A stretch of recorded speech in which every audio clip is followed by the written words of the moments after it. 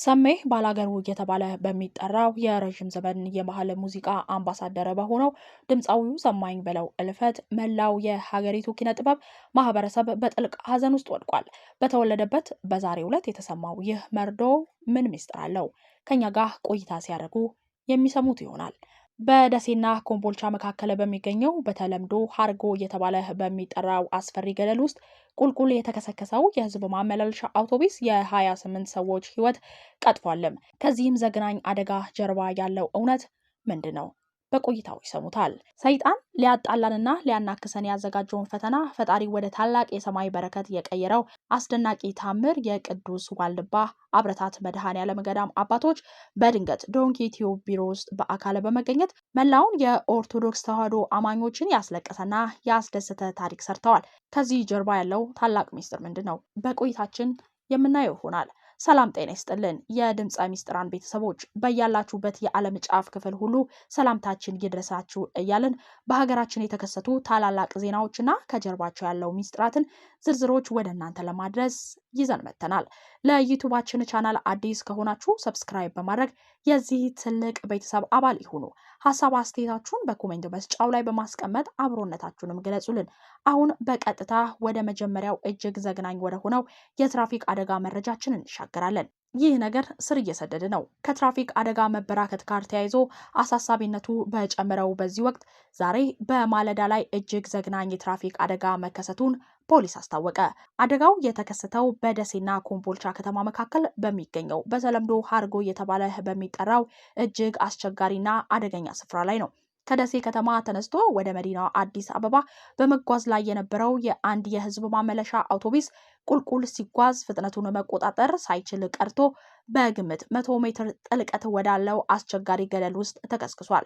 የጸጥታ አካላትም በሰጡት ይፋዊ መግለጫ መሰረት በአደጋው ሳቢያ እስካሁን ድረስ 28 ሰዎች ህይወታቸውን በአሰቃቂ ሁኔታ ማለፉም ተረጋግጧል። ከዚህም በተጨማሪ በርካታ መንገደኞች ላይ ቀላልና ከባድ የአካል ጉዳት የደረሰ ሲሆን በአሁኑ ሰዓት በህይወት የተረፉ ወገኖችን ወደ ሕክምና ተቋም ለማድረስ አስቸኳይ ሕክምና እንዲያገኙ ለማድረግ ከፍተኛ ርብርብ እየተደረገም ይገኛል።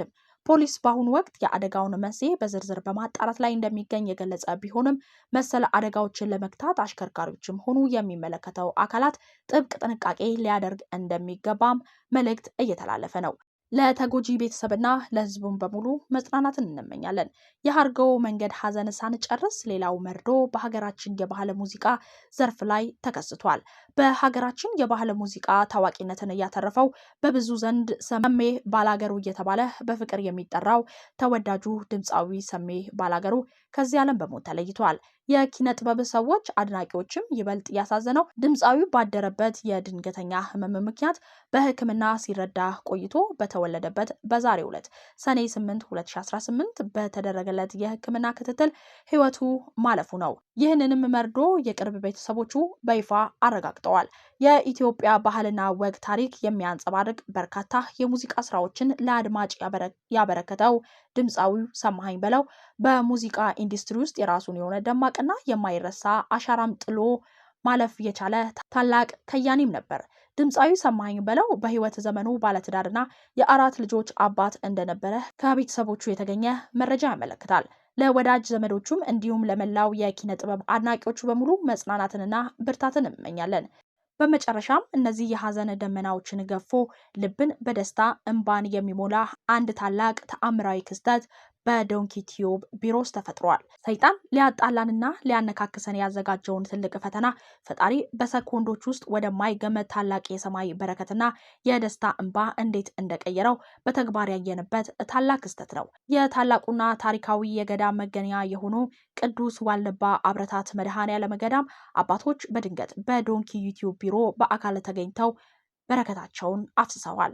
ክስተቱ የጀመረው ከጥቂት ቀናት በፊት በኮሜዲያን እሸቱ መለሰ ስለ ዋልድባ ገዳም ታሪክ በተፈጠረው በአገላለጽ ብዥታና ስህተት ምክንያት ራሱን ሙሉ በሙሉ ዝቅ አድርጎ ፍጹም በሆነ የልጅነት ትህትና ይቅርታ የጠየቀበት ቪዲዮ አባቶች በመመልከታቸው ነው። በዚያም በድንገት ወደ ቢሮ በመደወል እሸቱን ማግኘት እንደሚፈልጉ ይገልጻሉ። የዶንኪ ቲዩብ አባላትም በታላቅ አክብሮት እባካችሁ አባቶች እናንተ አትልፉ፣ ያላችሁበት ድረስ መተን እንባረክ ቢሉም አባቶች ግን አይደለም ራሳችን መተን ቢሮውንም እናንተንም መባረክ እንፈልጋለን በማለት በትህትና ራሳቸውን ዝቅ አድርገው በአካል ቢሮ ድረስ መጥተዋል። አባቶች በሰጡት አባታዊ መሳጭ ምክር ላይ እንደተናገሩት ቀደም ሲል ሚዲያው ያስተላለፈው መልእክት እሸቱን ለመውቀስ ወይንም ለመንቀፍ ሳይሆን የመንፈስ ቅናት አድሮባቸው ታላቅ የዋልድባ ገዳም ጥንታዊ ታሪክ ሕጉና ክብሩ እንዳይፋለስ ለማጥራት እንደነበር ገልጸዋል። ይሁን እንጂ እሸቱ ያስተላለፈው ፍጹም ክርስቲያናዊ ስነ ምግባር ካለማወቅ ነው እንጂ አባቶች ካጠፉ አርሙኝ በማለት ያሳየው ታላቅ የልጅነት ትህትና አንጀታቸውን እንደሰበረውና በእጅጉ እንዳስደሰታቸው በታላቅ ፍቅር መስክረዋል።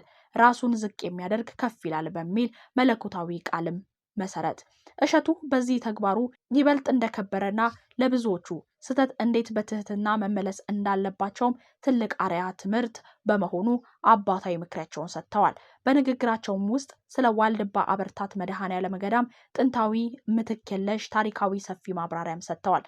ገዳሙ በ485 ዓመተ ምህረት ራሱ መድኃኔዓለም ለኢትዮጵያ መድኃኒት የሆነ ዘንድ የመሰረተው የመጀመሪያ የድንጋይ ቆብ የተቀረጸበት እስካሁን ድረስ በርካታ ስራ አባቶች በሱባኤ የሚጸልዩበት ለሀገር የሚማጸኑበት ታላቅ የቅዱሳን ቦታ መሆኑን አስታውሰዋል። አባቶችም በአሁኑ ሰዓት ሀገራችንና ቅድስት ቤተክርስቲያን ስላለችበት ፈታኝ ወቅትም ልብ የሚነካ መልእክት አስተላልፈዋል። ቤተክርስቲያን በሀዘን ውስጥ እንዳለች ምዕመናንም በየቦታው መከራ እየተቀበለ መሆኑን በማስታወስ በዚህ ፈተና ውስጥ ሁሉም በሃይማኖቱ በጽናት እንዲቆም አሳስበዋል። ኮሜዲያን እሸቱን በበኩሉ ይህ አጋጣሚ ባይፈጠር ኖሮ እነዚህ ታላላቅ ቅዱሳን አባቶች ጋር በጭራሽ እንደማይገናኝ በመግለጽ ፈጣሪ ሰይጣን ያቀደውን ክፉ ነገር አፍርሶ እንዴት ለበጎና ለበረከት እንደቀየረው በትህትና ተናግሯል። የአባቶችን ምክር ሁል ጊዜ በልቡ እንደሚያኖር ቃል በመግባትና ታላቅ ምስጋናም አቅርበዋል። በመጨረሻም አባቶች ለዶንኪ ቲዩብ አገልግሎት ለእሸቱና ለቤተሰቦቹ እንዲሁም ለመላው የኢትዮጵያ ሕዝብ ለሀገራችን ሰላም ታላቅ ጸሎት ቡራኬ በማድረግ በረከታቸውንም አሳርፈዋል። ውድ የድምፀ ሚስጥር ተከታታዮች ዛሬ ሰኔ 8 ቀን 2018 ያቀረብንላችሁ መረጃ በሀገራችን ላይ የታየው እጅግ አበይት ክስተቶችን የዳሰሰ ነበር። የሀረጎ መንገድ አደጋ አሽከርካሪዎች ምን ያህል ሊጠነቀቁ እንደሚገባ ያሳየ ደውል ሲሆን የድምፃዊ ሰማኸኝ በለው ህልፈት ደግሞ የኪነ ጥበባችንን ትልቅ ባዶነት አስታውሷል። በሌላ በኩል ደግሞ የዋልድባ አባቶች ትሁትና ፍቅር ክፉ ወደ በጎ ለመቀየር የፈጣሪ መንገድ ምን ያህል ድንቅ እንደሆነ አስተምረውናል።